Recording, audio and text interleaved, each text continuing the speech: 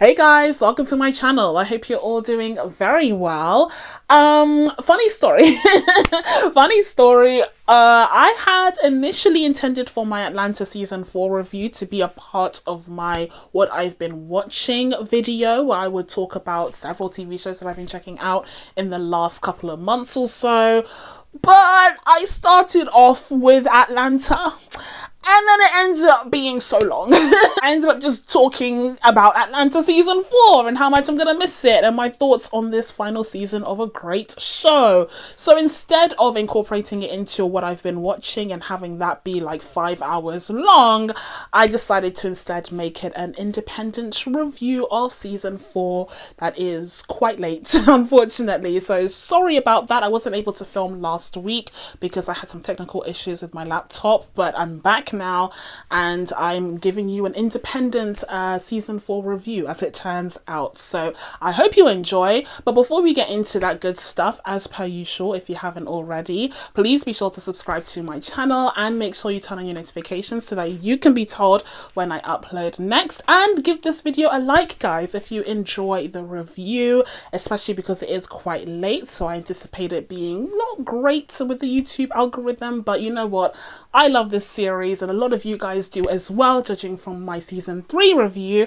So I think we'll have a lot of fun diving into what season 4 explored for our favorite Atlanteans. I still don't know what people from Atlanta are called. So now, without further ado, let me pass on the mic to younger Jean. Okay, Jean from an hour ago. So the first series that we have up is Atlanta season 4. Now this is the 4th and final season of the show, I'm very sorry to say, and I didn't even realize that season 4 was going to be dropping this year. I actually did a review, a detailed review of season 3 early on in the year, which you can check out on my channel, but that was a dedicated video to that season, which I ended up really loving. I loved season 3 of Atlanta. It ended up being one of my favorite seasons of the show, even though it got some mixed reactions from critics and fans, maybe because it was very Eurocentric in comparison to previous seasons, which have focused on, you guessed it, Atlanta. They focus on Atlanta, but maybe because I'm living in Europe and I live in the UK, I really appreciated, you know, highlighting, you know, these issues and discussions within the context of European countries a little bit more than some American-based audiences. So maybe that's the case. But I really loved season 3, and I was so surprised that we got season 4 just a mere few months after season 3 had wrapped. I think that was a mistake, quite frankly. I think they could have used a little bit more of a break to make us really miss the show, so that we could go into the final season with the most anticipation, the most hype, and also just the most dread for the fact that the show is coming to an end. But in terms of my thoughts on season 4 itself, I think that the season was excellent because Atlanta just does not miss. Like, let's be real. Atlanta just does not miss. Like, every single show has its ups and downs, but whereas other shows have clearly shown like a decrease in quality or a lack of consistency, Atlanta has been largely consistent in its excellence, in my opinion. So I was expecting nothing less from the last season of the show, and that's exactly what we got. We got a return back to Atlanta itself, back to the home city of the show and the characters, and we got some familiar explorations and considerations of different issues to do with race, gender, the music industry, and in particular how the music industry treats black artists, you know, all of the fun stuff that Atlanta loves to explore and satirize and make fun of. This season really excels in doing so as well, with these quirky surrealist episodes and elements and storylines that just make Atlanta so unique.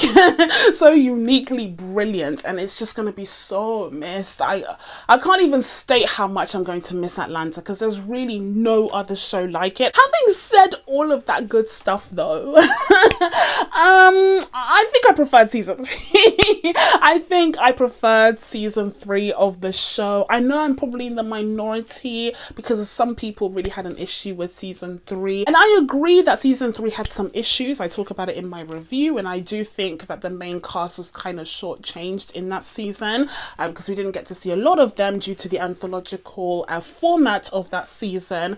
But overall, I think those little stories that season 3 delved into, as well as the new environment, as well as the exploration of Al's career, especially with his European fans, I think all of that was just gold. And I think that it led to some really great creative and directorial choices that were made there that made for some of the best episodes of television ever, quite frankly. And in the case of season 4, I think it was more of a return to form. You know, they literally went back home. They went back to their roots in Atlanta, and also in a very familiar format that we know. Now, in the case of Atlanta, familiar is still spectacular, right? Because it is very surrealist. It is very just different and unique, and it does things in a way that no other show does. That's what unique means, Jean. Okay. This is great. And so even when it's not at its best, it's still one of the best TV shows on television. But for me personally, I did lose a little bit of that sense of like pushing the edge of the envelope when it came to season 4. And I think that may have been intentional. I think season 4 was perhaps, you know, a season to say goodbye to these characters, to wrap up some storylines. We'll talk about that in a second. But, you know, the idea may have been to wrap up some storylines and come full circle on a lot of these characters and the view of Atlanta at large. And whilst that may not have been the most innovative take for the final season of such an innovative show, I still think it made for a largely satisfying final season. I'll just point out some highlights from season 4 that I really particularly enjoyed. And first one up, I have to say, Brian Tyree Henry as Al has just been killing it, especially these past 2 seasons. I think he has emerged as the star of the show.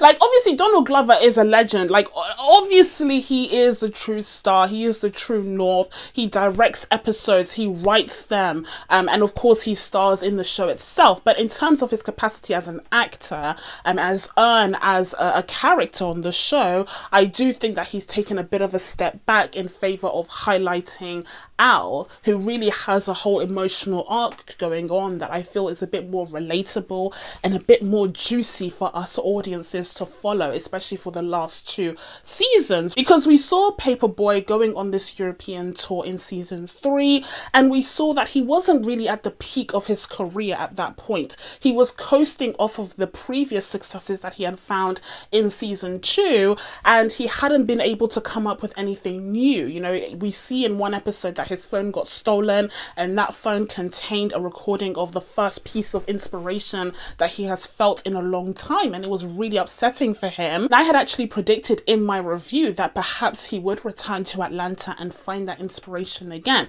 that perhaps, you know, going back to his roots would reignite that magic and that, you know, glimmer in his eye that he used to have for music and his career as a rapper.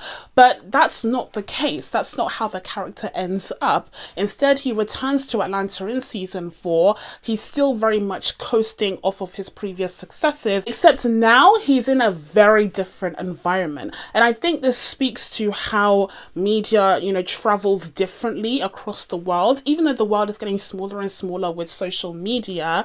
And so massive hits in America will be felt, you know, instantaneously in Europe as well and elsewhere.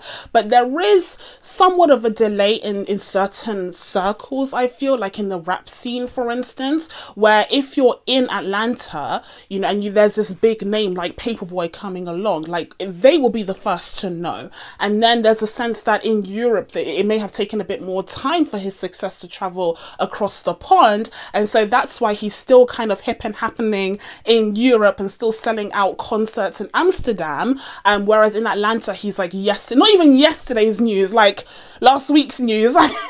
Like he's really just fallen off. And we got a hint to that trajectory in the European scenes as well, like when, you know, the schoolboys in Amsterdam didn't know who he was, or they vaguely recognized him. But when the gang returned to Atlanta, Paperboy is pretty much just done. Like he's just barely even known by the younger generation, and he doesn't feel relevant anymore. And so this season is mostly about exploring how he can remain relevant, especially in that episode where he tries to team up with these young Jewish boys, these young, Jewish boys who have very wealthy parents that have a lot of disposable income that can invest in their kids becoming TikTok Grammy Award winning stars overnight. Al basically becomes a part of this like group of other black rappers who had their time in the sun maybe a few years back, but now they're just trying to coast off of that success and just trying to get their money up without actually releasing any new music or going on tours or anything like that. And they found a way to do so using these young white avatars. And that episode has a ton of interesting commentary in itself, talking about young TikTok stars and how white stars are considered more marketable in comparison to black rappers, even though they leech off of that culture. So that's all well and good, but from the perspective of Al's, character arc, you can see how he's not really investing in creating new music, but rather just trying to get his money up with the current reputation that he has. So as I said, I think Al has been the strongest character in Atlanta in the last 2 seasons by far. Literally by far. Like, there were so many elements to the season 3 storylines that focused on his character and developing his character, and that bleeding into season 4, like I said, that storyline about the young white avatars. Even in the first episode in season 4, where he goes on this, like, is it a treasure hunt, or like he's looking for clues because a rapper that he really liked and respected has passed away, and he left behind the clues in his album, but many people didn't even bother listening to the full album to be able to get to the end of that treasure hunt. But because Al was an actual fan, he was actually following along to the clues, and there's so much commentary there again about the music industry and about how people consume music these days, especially by black rappers. And then when these unfortunate and horrible circumstances do arise where some of these rappers die, all of a sudden he's a legend. Like, he was an icon, he was a legend, he was one of the best, he was a GOAT, but like some of these people can't even name like 5 songs from this guy's album. Like, the hypocrisy of that is also called out in that episode. And who does that surround? The character of Al. And I think the next character down would be Ern. I think Ern has also had a great arc throughout these past 2 seasons, but also just across the 4 seasons. If you think about where Ern started off, the fact that he is this successful talent manager now, and he has a completely different personality and view of life, I think is really incredible, because those changes were so incremental that you didn't really notice how much he had changed until you stop and think about who this character is now versus who he was before. And that's what a great character arc is. We don't have as many introspective moments with Ern anymore. It feels like the character has somewhat of a wall up, perhaps reflecting, the nature of his work and the fact that he's so business oriented nowadays. We definitely saw that side of him in season 3, but in season 4, we do have that therapy episode, where he goes to see a therapist. It feels like we really get to dive into the character during those sessions. He talks about previous sexual assault from a family member when he was a child, and he talks about what happened when he went to Princeton. And this is yet another, opportunity for the show to highlight some commentary about the treatment of, black men, especially as it pertains to relationships with white women, and how things can be misconstrued and horrible things can happen to the detriment of these black men's lives. And in the case of Ern, it cost him his place in Princeton. This simple misunderstanding cost him his entire future, and he had to go down a completely different path. And we saw how hard it was for him to make this new path for himself, so we can appreciate the sacrifices that he's had to make even more now at this stage in season 4.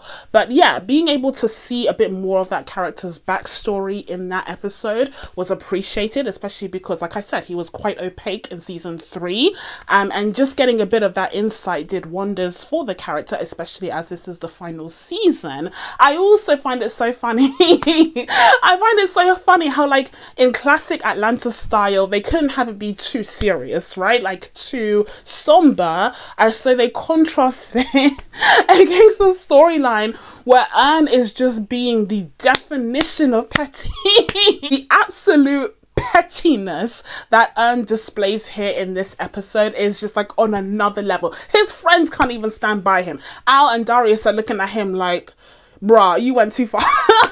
Bruh, you're doing the most, okay? Like, we understand that the white lady at the airport was racist and discriminatory and she was out of line, but this whole plot to create this scenario where her book is discovered and she meets with a publisher and all of that is just so extra. And it speaks to how, you know, Ern has come up in the world. He has disposable income now, and so he's able to, I guess, like, act on some of his worst desires or like his worst impulses, shall we say, whereas before it would have just been a pipe dream where he's like, if only I could do this. Now he can do this. Now he can actually do these things because he has the money to do it, but now I think he also needs to stop himself and think, should I do these things? And then lastly, before we get into my ranking of the season 4 episodes of Atlanta, we need to talk about one issue or two issues that I have with the season and with the show overall, and that is how much it wasted Lakeith Stanfield and Zazie Beetz. I'm sorry. I'm so sorry, but I just really was not satisfied with how they wrapped up Van and Darius' storylines. I think these characters had the potential to just be incredible and to really go the distance, and the fact that we only got sprinklings of them and their potential throughout these 4 seasons is kind of criminal to me. Like, I'm sorry, but they created these really great characters and they have these amazing actors portraying them.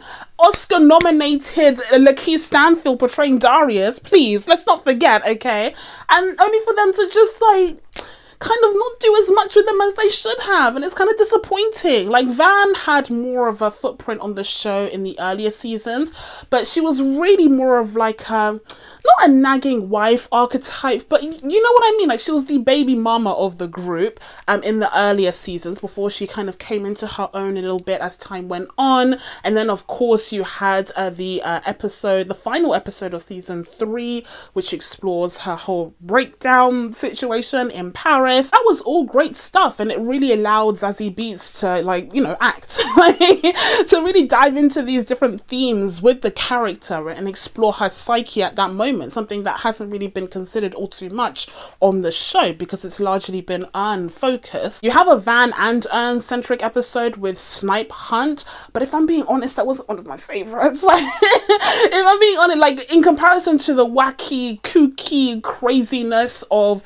the season 3 finale where we got that Van centric episode in France, this just like pales in comparison. I'm sorry. It did feel like a nice way to wrap up that storyline for Ern and Van, have them get back together again and be a family in LA. That's all, you know, well and good, but it doesn't really fulfill the character of Van very well. Like, it doesn't really leave a satisfying conclusion for that character very well. It doesn't really follow through with a lot of the threads that they've laid down for the character over the seasons either. It's just like, okay, she gets to be Ern's girlfriend again and all is well, and they get to be with their kid whose name escapes me at the moment, Lottie or something, and that's cute, you know. She's happy where she is. He's very successful. She'll find a career somewhere in LA and all will be fine. But considering the potential of this character, that ending is a little bit disappointing for her. And then you get into Darius, who I'm like really upset about.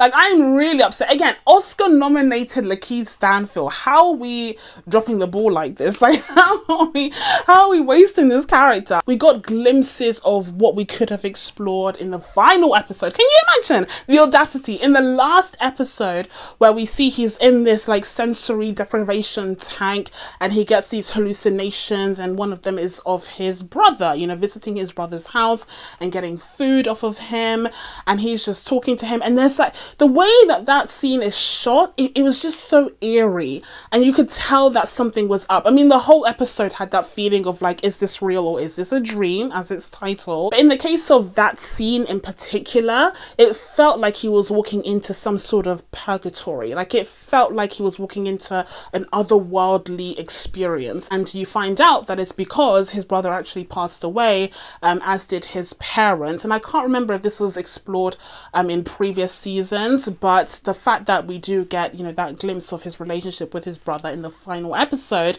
that centers is on him is great, but it just reminded me of what a missed opportunity this character ended up being, and I can't forgive the show for doing that because it's Oscar nominated Lakeith Stanfield. Like, sorry. Okay, so I've been talking about Atlanta for quite a minute now, so we need to wrap this up to get to the next shows. But first of all, let's rank the episodes of season 10.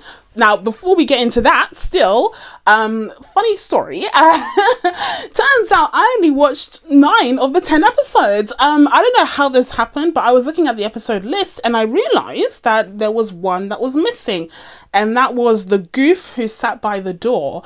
I forgot to watch that episode. I don't know what I was doing that week, but I did not realize that it was there. So I do still need to watch it now. But my ranking as it stands so far, the 9 episodes that I have seen, at number 9, we have Snipe Hunt. Like I said, it wasn't my favorite.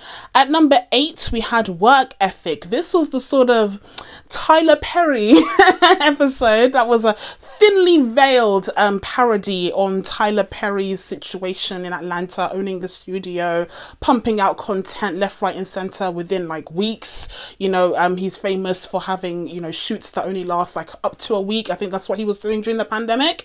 And it's, you know, crazy with varying quality, and there's a commentary on how he's exploiting the culture to become a billionaire, which he's done so very successfully. But this formula is, you know, very problematic, and it, you know, perpetuates stereotypes. All sorts of fun discussions can be had about Tyler Perry's career, very nuanced situation. But this series explores some of that in Work Ethic through the lens of Van and her daughter, who gets cast in various projects in a single day. And then at the end, you meet the show's iteration of Tyler Perry, and he's portrayed by Donald Glover in like heavy prosthetics. It's not quite the Teddy Perkins reveal, okay? Because you can tell it's Donald Glover, whereas Teddy Perkins was like a real trip trying to figure out what was going on there. But I would say it was a fun episode, just obviously not one of my favorites. At number 7, we have Light Skinned, and this episode was fun. It explores Ern's family a little bit more. It dives into, you know, family dynamics that we see oftentimes, especially in black families, I guess. I mean, I found this very relatable, and I'm not American. But the scene that really stands out to me from this episode is when Ern's father is in the mall. But he's on a tight schedule because he knows that as soon as everyone's out of church, it's going to be run amok by, you know, young teenagers and families and noise and all sorts. So he has this schedule to ensure that he can make the most out of his time of peace and quiet at the mall, only to be targeted by this like predatory, you know, salesperson who's trying to sell him some ridiculous hats. And in the end, he loses out on his time at the mall, and he does get targeted again, but this time by these like disrespectful youngsters who are like mocking him and ridiculing him.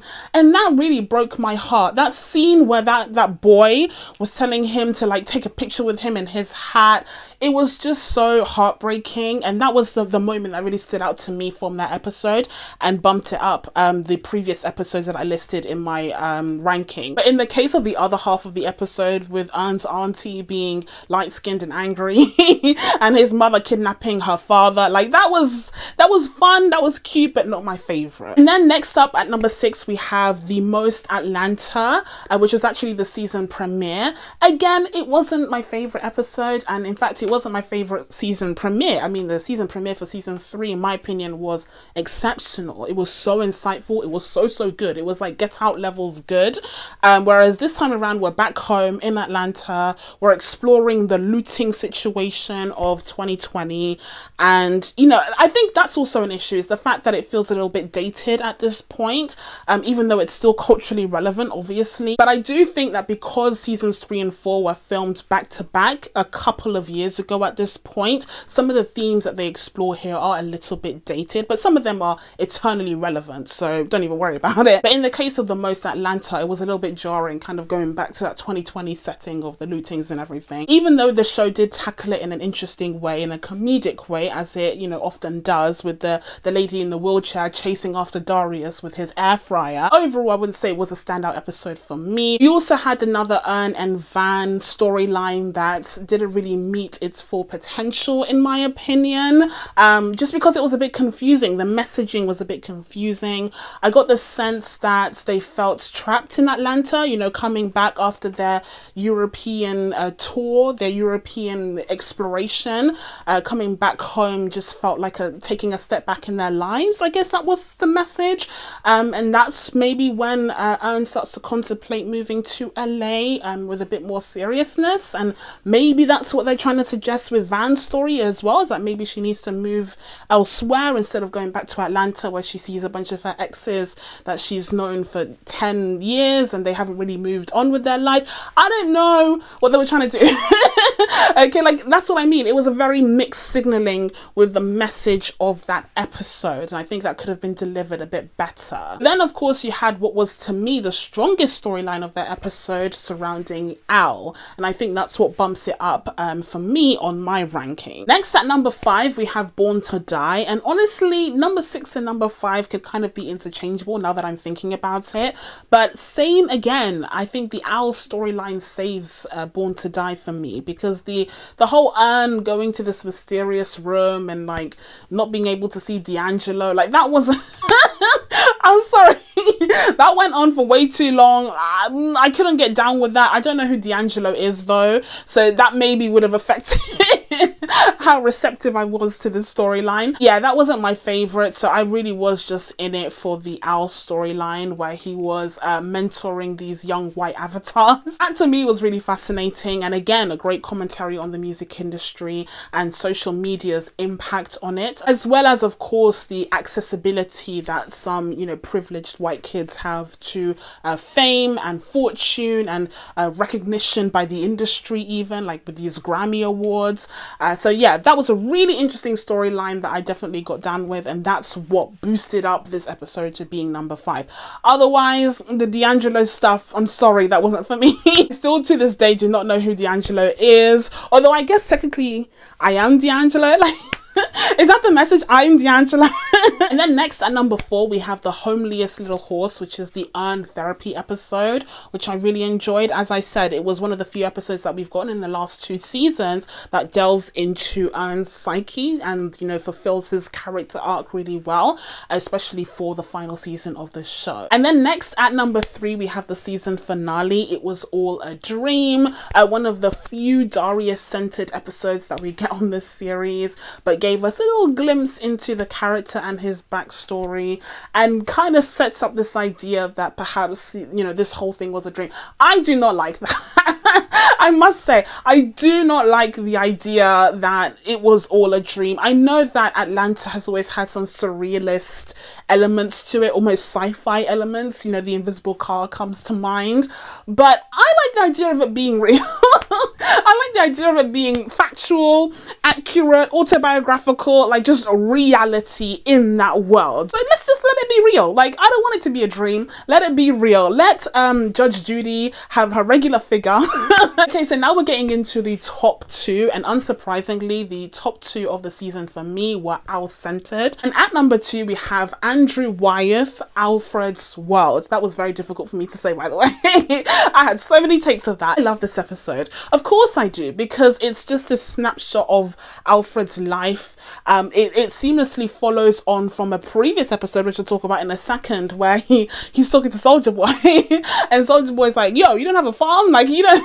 He decides to get one and he tries out the farm life and it doesn't work out very well. And once again, in classic Atlanta fashion, you have that social commentary being weaved in almost innocuously. Like, if you weren't on social media at the time, you probably wouldn't even get what this is about. But the wild hogs, I of course noticed the fact that it wasn't a wolf, okay, it wasn't a bear that was attacking Al's shed, but rather a wild hog. And of course you have like the subtle hints and clues to him being in a very conservative, you know, red state environment, which again feeds into the whole wild hogs and gun control argument that took place on social media a couple of years back. So it's again very, very clever, but also dives into Al as a character, and explores how reluctant this man is to ask for help. And it also explores how he feels trapped by all of the fame and fortune that he's managed to amass for himself. It's something that he was gunning for at the beginning. It's something that he wanted more than anything, and now he just wants to get away and go back to a simple life. He's fixing up tractors and watching really hilarious YouTube tutorials to do it. And a scene that really struck me from this episode was at the very end, where you see him talking to Anne, and Anne asks him, like, is everything okay? Like, where have you been for the last few days? Because Al has been avoiding his calls, and Al's just like, yeah, everything's fine.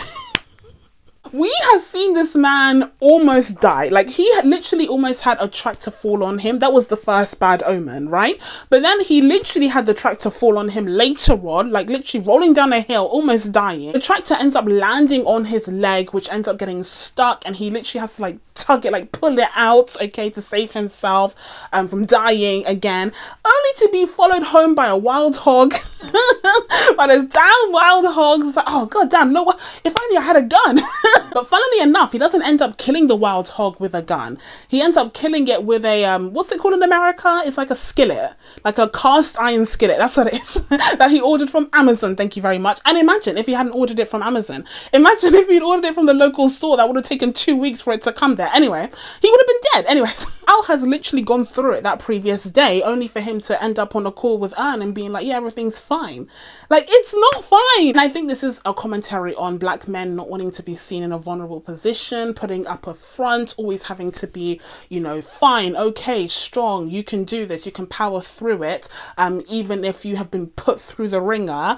And I think men in general, there is this like unfair expectation for them to kind of be strong and tough it out throughout all different situations, which leads to a lot of mental health issues, unfortunately. And that's something that's emphasized even more so in black culture, whether it be in America or even in Africa or elsewhere across the diaspora. This is an issue that we face. So again, it's just another way for Atlanta to add another layer to Al's character, and it's perfectly in line with this character as well. And then finally, we have my very favorite episode from Atlanta season 4, and that is of course, the Crank Dat Killer. That sounded so bad in my accent. I apologize profusely. This episode was it. I'm so sorry. This episode was classic Atlanta. There are some episodes of Atlanta that just stand the test of time, and this is one of them.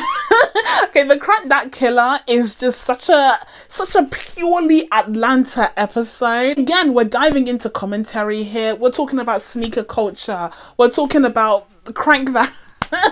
Okay, the Crank Dat phase. Okay, it's bringing it all the way back to like the 2010s. There's so much being explored here in these 20 minutes, and that's something Atlanta does incredibly well all the time. But you know what's even better about this episode is that it's so goddamn funny. The scene with Al batting away that kid. He bats away that kid who's like looking for just a chance to be discovered. And this is also an example of one of the few episodes of the season that I felt was good all around in terms of all of the different storylines that were explored. Like the Al storyline was top notch, like A+++, but also the Ern and Daria's storyline was exceptional as well. The fact that the guy who was selling them like the sneakers, the special Nike sneakers that came out, they were expecting that guy to ask them for a bunch of money. Like they were expecting that guy to come up with some crazy price tag for these special high demand sneakers, and in the end he's just like, no, I want to watch you kiss. And in that moment you have this confrontation and like interrogation of this fear that exists amongst men in general, especially heterosexual men, but also men in the black community, of being perceived as not straight, of being perceived as queer. Ooh. Queer, of gay, just in that scene. And so you have Darius just not caring. Darius is like, okay, I will make out with you if I get to have these sneakers. Whereas you have Anne being like No, no, no. Like, I would rather pay 10 grand, 20 grand. Like, give me a price for me to pay. I will shell out the dollars, the dollar bills, but I am not kissing my friend because I don't want to cross that invisible line of what's accepted in our culture versus what's not as accepted, right? So, just that very premise interrogates so much again about black culture that it's so clever but also so damn funny. And the fact that they are kissing in the end only for the guy to get shot amongst the chaos amongst the shenanigans of the witch hunt of the, you know, cranked out killer, I just think is the funniest thing ever. That to me is by far the very best episode of season 4 of Atlanta. Okay, so as I sit here having talked about Atlanta for a whole hour, it's become very clear that I am not in fact doing a what I've been watching, but rather an Atlanta season 4 review, which is perfectly okay. It's a little bit late, but you know what? I'm just gonna dedicate myself to editing this review and putting it up on its own because I do think that Atlanta deserves it. It was an excellent series, one of a kind, truly, and I'm so sad to see it go. But in terms of my thoughts on season 4 of Atlanta, I'm going to be giving this season a 7.5 out of 10. And of course, because this is the final season, unfortunately, for now, hopefully we'll get another season sometime in the future, but for now, because it is the final season, I am going to give it an overall rating. And so overall, I'm going to be giving Atlanta an 8.5 out of 10. So that's it from me. Now that I've told you guys my thoughts on Atlanta season 4 and none of the other shows that I was supposed to go through in this video, it's time for you guys to let me know what you thought of Atlanta season 4 down in the comments below. Please be sure to subscribe to catch you videos coming up, including an actual what I've been watching, which will come out at some point. I'm so sorry this got derailed, but thank you guys so much for watching. I really appreciate it, and I will see you in the next one. Bye.